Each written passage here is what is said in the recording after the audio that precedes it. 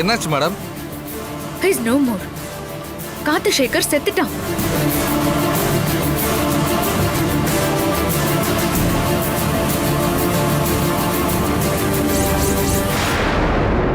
Madam கொஞ்சம் அங்க பாருங்க மேடம்.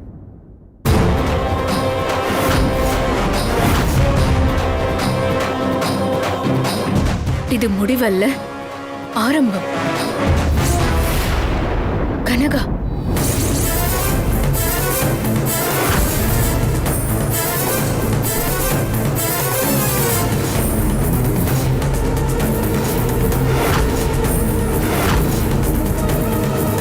இத்தனை நாளா கனகா மறைஞ்சிருந்து காரியம் பண்ணா. ஆனா இன்னைக்கு ஏன் கஸ்டடியில இருந்த ஒரு அக்யூஸ்ட கொலை பண்ணிட்டு பக்கத்துல தான் பேரையும் எழுதி வச்சுட்டு போயிருந்தா. அவனை கனகா எதுக்கு மேடம் கொலை பண்ணணும்? மட்டசேகர் மர்டர்ல ஆரம்பிச்சு சரவண பெருமாள் மர்டர் வரைக்கும் கனகாவுக்கு தொடர்பு இருக்குன்னு சொல்லியிருக்கேன். ஆனா அந்த கொலையில எல்லாம் அவளுக்கான மோட்டிவ் என்னன்னு இது வரைக்கும் எங்களுக்கு தெரியல. ஆனா எல்லா கொலையிலயும் ஒரு ஒத்துமை இருக்கு. மட்டசேகர்ல ஆரம்பிச்சு இன்னைக்கு செத்த கார்த்திசேகர் வரைக்கும் எல்லாருமே தப்பானவங்க. அது மட்டும் இல்ல, இவங்க எல்லாருமே கனகதுர்கா கோவிலோட ஏதோ ஒரு விதத்துல சம்பந்தப்பட்டிருக்காங்க. ஒருவேளை தன்னை பாதுகாக்கிறதுக்காகத்தான் கனகதுர்கா கனகாவை இயக்குறாளா? ஒன்னும் புரியலையே. என்ன கார்த்திசேகர கனகா கொன்னுட்டாளா? இவன் இப்படி சிரிக்கிறா?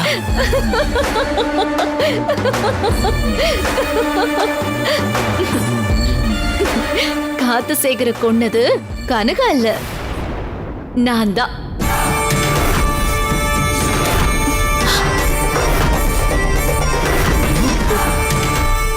நீ கொன்னியா? ஆமா. என்ன சொல்ற மாயா? அவனை நான் தான் கொன்னேன்.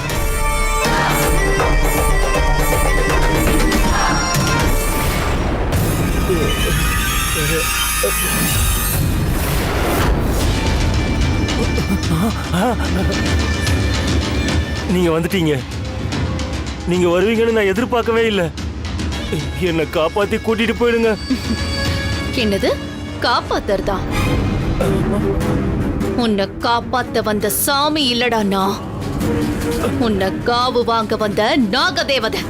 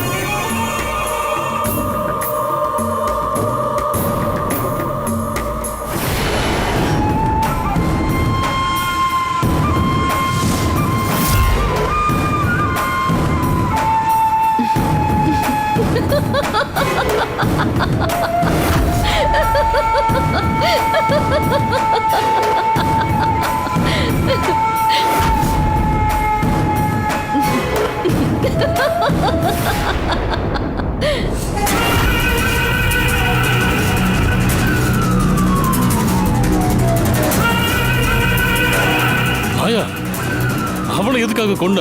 அதனால நமக்கு என்ன லாபம்? அந்த கார்த்திசேகரை விட்டு வச்சா போலீஸ்காரி அடிக்கிற அடி தாங்காம எப்படியும் உங்க பேரை சொல்லிடுவான்.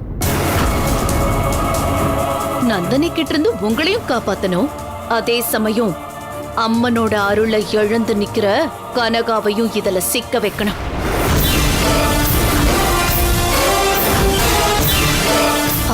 நான் பண்ணதுல ஏதாவது தப்பு இருக்கா என்ன? இல்ல மாயா, தப்பு இல்ல, தப்பே இல்ல. நாம நல்லா இருக்கணும்னா கார்த்திசேகர மட்டும் இல்ல, யார வேணாலும் கொல்லலாம். நீ பண்ணதான் சரி. இப்ப வீட்டுக்கு வந்துட்டு போன நந்தினி கார்த்திசேகர கனகாதான் கொன்னதா சொல்லிட்டு போறா.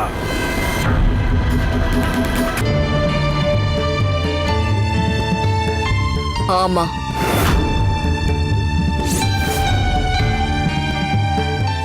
தாயி, உன் முகம் ஏன் இவ்ளோ உக்கிரமாகுது? ஒரு நாசகார சக்தி செஞ்ச மந்திர வேலையால இப்போ என்னோட சக்தி கட்டுப்பட்டு இருக்கு. காவல் தெய்வத்திற்கே உண்டான தெய்வ சக்திய நீ செய்யற இந்த பால் அபிஷேகத்தினாலதான் கொஞ்சம் கொஞ்சமா என்னோட சக்திய திரும்ப பெற முடியும். இந்த உலகத்துல இருக்கிற மனுஷங்களெல்லாம் கடவுள் தானே படைச்சாங்க. அப்புறம் எதுக்கு அவங்களுக்கு கஷ்டத்தை கொடுக்குறீங்க? முக்காலத்தையும் தெரிஞ்சு வச்சிருக்கிற சாமி பிரச்சனைகளையும் முன்னாடியே கண்டுபிடிச்சு அதை தீர்த்திட வேண்டியதானே. அப்படி செஞ்சா எல்லாருமே நல்லா இருக்கலான்னு ஜனங்க நினைக்கிறாங்க. ஆமா, எனக்கும் அப்படிதான் தோணுது. அப்படி நினைக்கிறது ஒன்றும் தப்பு இல்ல.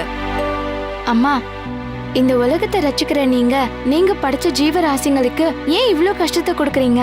இத நீ அந்த கடவுள் கிட்ட தான் கேட்கணும். நீயே கடவுள் தானே, நீயே இதுக்கு பதில் சொல்லு தாயி. நான் கடவுள் இல்ல, காவல் தெய்வம். காவல் தெய்வம்னா? எல்லை இல்லாத இந்த பிரபஞ்சத்துல அரூபமா இருந்து அருள் பாலிக்க கூடிய அந்த ஆதி சிவன் ஒவ்வொரு தெய்வத்துக்கும் சில கடமைகளை விதிச்சிருக்காரு. அந்த வகையில காவல் தெய்வமான நான் இந்த ஊரையும் ஊர் மக்களையும் நோய் நொடியில இருந்தும் பேய், பிசாசு, காத்து, கருப்புன்னு தீய சக்தி கிட்ட இருந்து காக்கணும். இதுதான் ஒரு காவல் தெய்வத்துக்கான வேலை. பேய் பிசாசு மாதிரியான ஏதோ ஒரு துஷ்ட சக்தி தான் உன் சக்தியை கட்டுப்படுத்தி வச்சிருக்கு, அப்படிதானே தாயி? ஆமா, துஷ்ட சக்திகளும் அசூர சக்திகளும் தங்களோட சுயநலத்துக்காக மனுஷங்களையும் மத்த ஜீவராசிகளையும் வதச்சுக்கிட்டே இருக்காங்க. எங்களை கட்டுப்பாட்டுக்குள்ள கொண்டு வர ஏதாவது வியூகம் வகுத்துக்கிட்டே இருப்பாங்க. என்ன மாதிரியான காவல் தெய்வங்கள் அந்த சக்திகளை அழிக்க காலங்காலமா யுத்தம் செஞ்சுக்கிட்டு தான் இருக்கோம். அந்த யுத்தத்துல சில போர் தந்திரங்களை நாங்க பயன்படுத்துவோம். தீய சக்திங்க என் சக்தியை கட்டுப்படுத்த அனுமதிச்சதும் என்னோட ஒரு போரே தந்திரம் தான். அது அவங்களுக்கு நான் போட்ட தூண்டில். யுத்தம் முடியும் போதுதான் அது தூண்டில்னு அந்த தீய சக்திக்கே புரியும். அதில்ல ஜமீனையா, என்னோட பிளான மாத்திட்டேன். இப்போ என்னோட டார்கெட் கனகா அல்ல, துர்கா.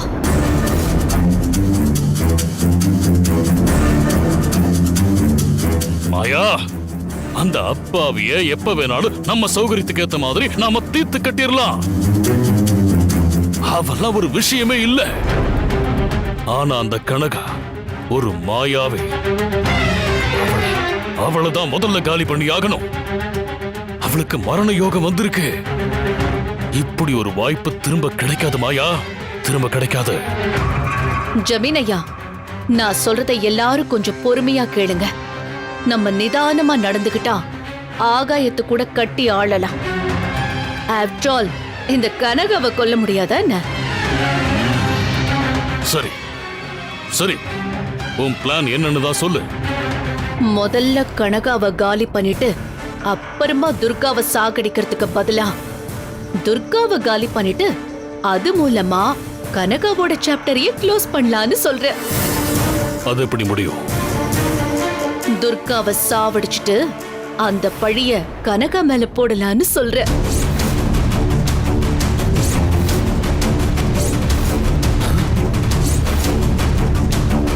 கனகா எப்ப சிக்குவான்னு நந்தினி காத்துக்கிட்டு இருக்கா. நம்ம துர்காவை காலி பண்ணிட்டு கனகா மேல பழிய திருப்பி விட்டுட்டா இதுதான் சமயம்னு நந்தினி மொத்த கொலை பழியையும் கனகா மேல போட்டு அவளை ஜெயிலுக்கு அனுப்பிடுவா. அப்புறம் காலம் முழுக்க அவ உள்ளேயே கடந்து சாக வேண்டியதுதான். சூப்பரா சொன்ன மாயா. அந்த கனகா நமக்கு பண்ண கொடுமைக்கு அவளோட உசுறு அவ்வளவு சாதாரணமா போயிடக்கூடாது. காலம் பூரா சித்திரவதைப்பட்டுதான் அவ சாகணும்.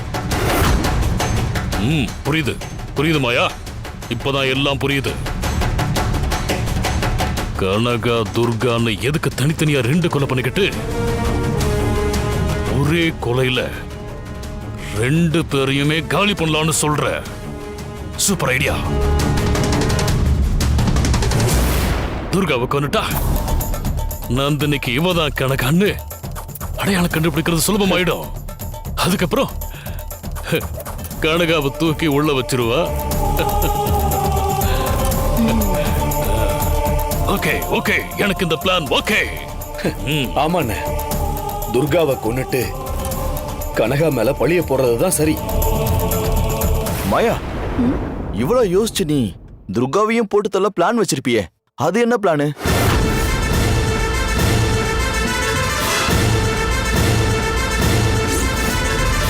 நான் ஏன் திட்டிட்டு இருக்கேன்னு இன்னும் உங்களுக்கு புரியலையா? அசோக் வீட்ல இருந்து தான் போன் பண்ணிருக்கான். நீங்க அவனை வீட்லயே இருக்க சொன்னா நாம் அனுப்பின ஆட்களால எப்படி துர்காவை கொல்ல முடியும்?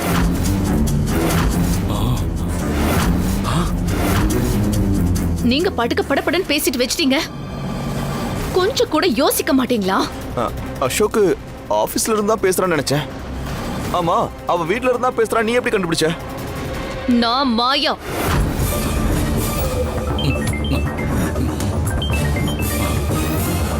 மாயா, உன் போலி அப்பா தான் கூப்பிடுறாரு.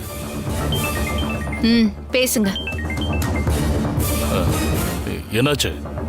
சொன்ன மாதிரி வேலையை முடிச்சிட்டீங்களா? இல்லைங்க ஐயா, துர்காவை கொல்ல போற நேரம் பார்த்து அசோக் வந்துட்டாரு. ஓ,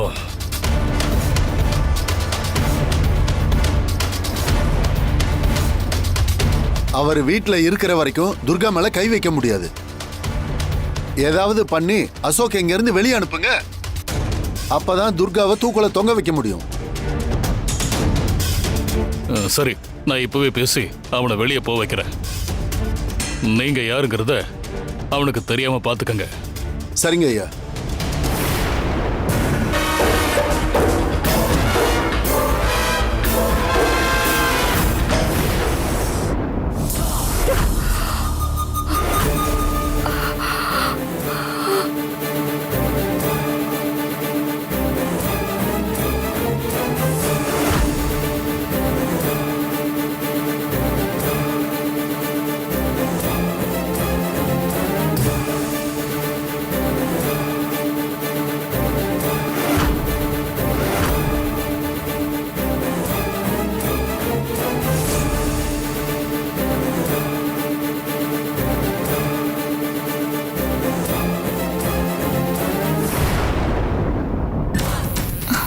என்ன பாத்துட்டு இருக்கீங்க? சீக்கிரம் தூக்குங்க.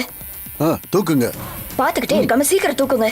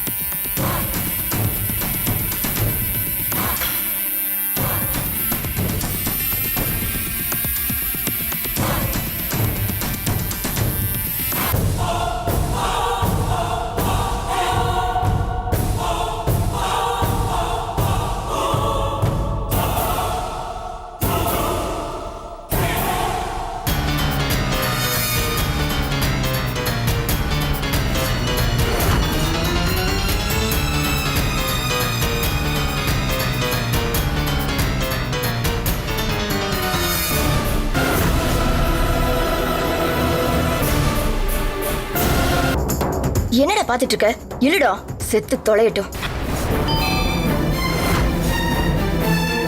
டேய், யாருன்னு பாருடா.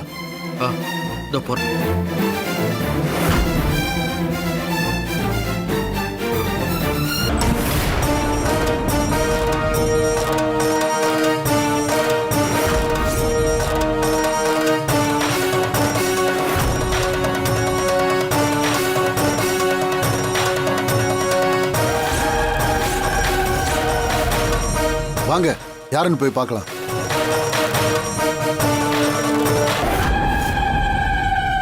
ஏய், யார் நீ?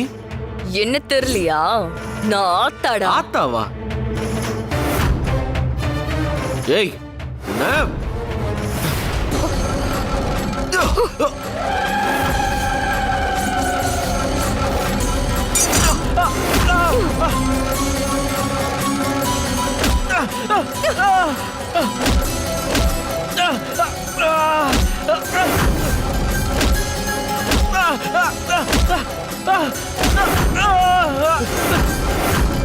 ஏய் டேய், பாத்து.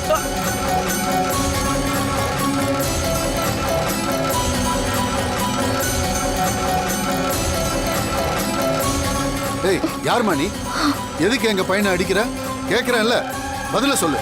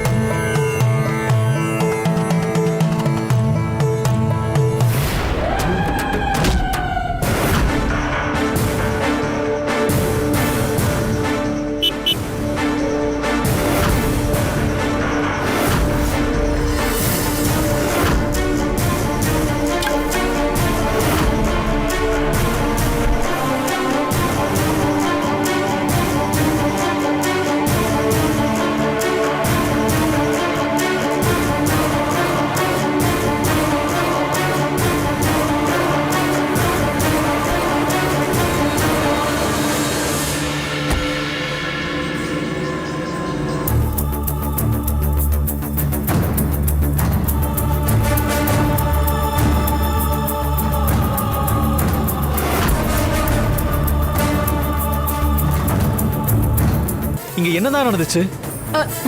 டைனிங் டேபிள்ல இருந்தோம் தம்பி. துர்கா சாப்பாடு பரிமாறினாங்க. காலிங் பெல் அடிக்கவும் துர்கா கதவை போய் திறந்தாங்க. எங்களை அட்டாக் பண்ணவ மின்னல் வேகத்துல உள்ள வந்து துர்கா முகத்துல மயக்க ஸ்ப்ரே அடிச்சு அவளை கொல்ல பார்த்தா. தடுக்க போன எங்களையும் உருட்டுக்கட்டையால அடி பின்னி எடுத்துட்டா. சார், எங்க உயிரே போனாலும் துர்கா காக்கு எதுவும் ஆக கூடாது. அவங்கள அவங்க கிட்ட இருந்து காப்பாத்த முயற்சி பண்ணோம். சரியான நேரம் பார்த்து நீங்க வந்தீங்க.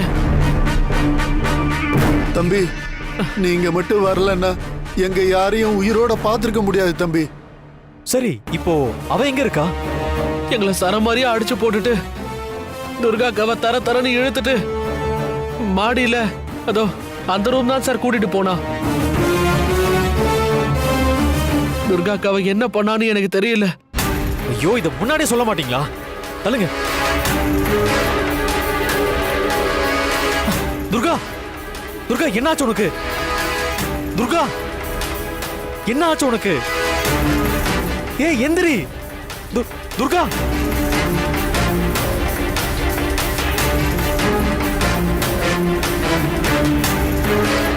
துர்கா, துர்கா, துர்கா எந்திரி. துர்கா, துர்கா என்ன ஆச்சு?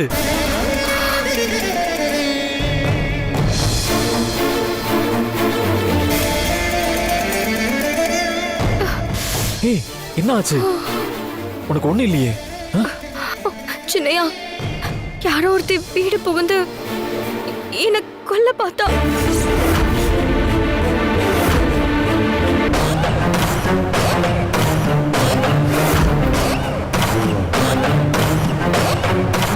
என் மருமக துர்கா அவ அக்னி குண்டத்துல இறங்க போறா. அக்னி குண்டத்துல இறங்குறவ உயிரோட திரும்பி வரக்கூடாது.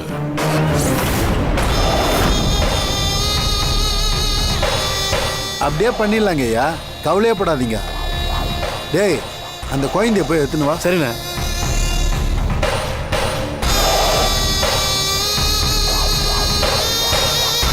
கீழே வை.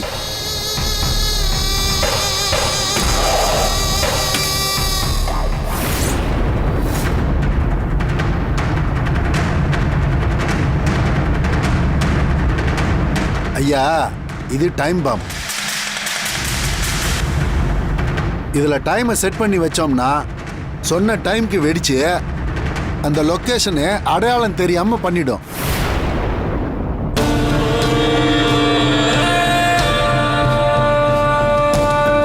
ஐயா, இது ரிமோட் பாம். இங்க இருந்தே பொத்தான பிரஸ் பண்ணா பாம் வச்ச இடம் பஸ்பம் தான். இப்ப சொல்லுங்க ஐயா, எது வேணும் உங்களுக்கு? குமாரு, வெடிகுண்ட அக்னி குண்டத்துல வைக்க போறோம். அதுக்கு தகுந்த மாதிரி இருக்கணும். அப்படியா ஐயா? அப்படின்னா டிஃபன் பாக்ஸ் தான் சரியாகும். டேய், போய் டிஃபன் பாக்ஸ் எடுத்துன்னு வாடா. சரிங்கண்ணா.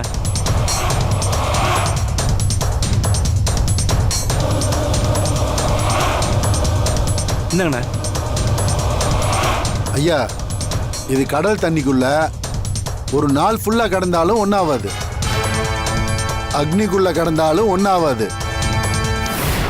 இதை நம்ம நினைக்கிற இடத்துல வேணுங்கிற டைம்ல நம்ம செட் பண்ணி ரிமோட் ஆன் பண்ணி வெடிக்க வச்சிடலாம் ஐயா. இந்தாங்க ஐயா. பத்திரம் ஐயா.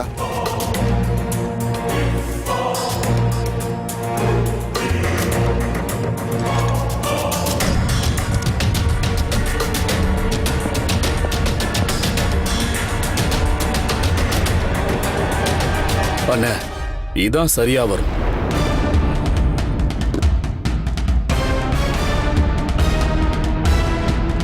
குமாரு, சொல்லுங்க ஐயா. இதையே வச்சிருவோம். அப்புறம் இதை எப்படி அக்னி குண்டத்துல கொண்டு போய் வைப்ப? அது ரொம்ப ஈஸியான வேலைங்க ஐயா. அக்னி குண்டத்துக்கு பள்ளம் தோன்றப்பயே அதுல வேலை பார்க்கறவனை உஷார் பண்ணி இந்த டிஃபன் பாக்ஸ் பாம அதுல புதைக்க வச்சிருவோம். அக்னிகுண்டம் இருக்கிற ஸ்பாட்ல இருந்து 100 மீட்டர் டிஸ்டன்ஸ்ல நின்று ரிமோட்டை அமுக்கினா போதும், அந்த இடமே சில்லு சில்லாயிரும். யாரு வச்சா எப்படி வச்சதுன்னு யாராலையும் கண்டுபிடிக்க முடியாதியா? சூப்பர், எனக்கு இதுதான் வேணும்.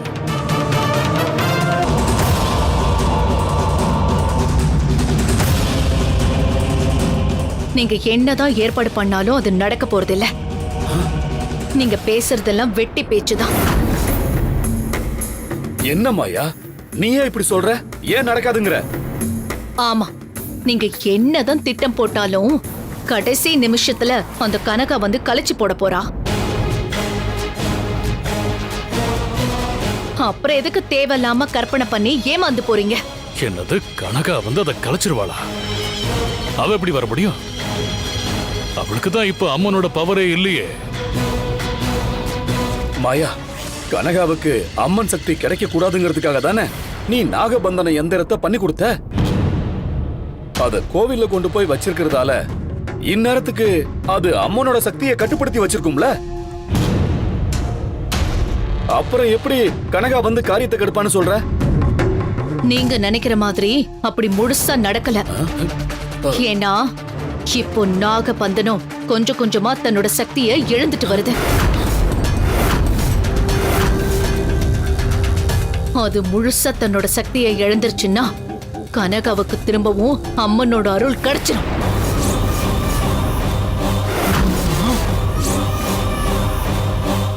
அப்படி கிடைச்சிட்டா கனகா தன்னோட ஆட்டத்தை ஆரம்பிச்சிருவா.